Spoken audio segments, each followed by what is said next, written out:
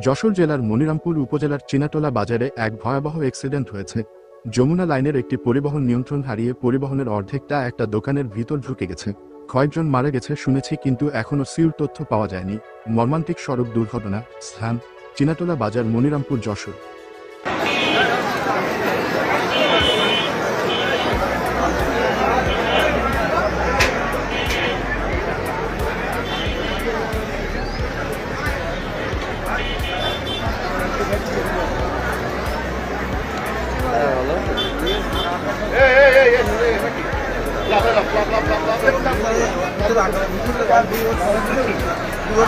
Hey,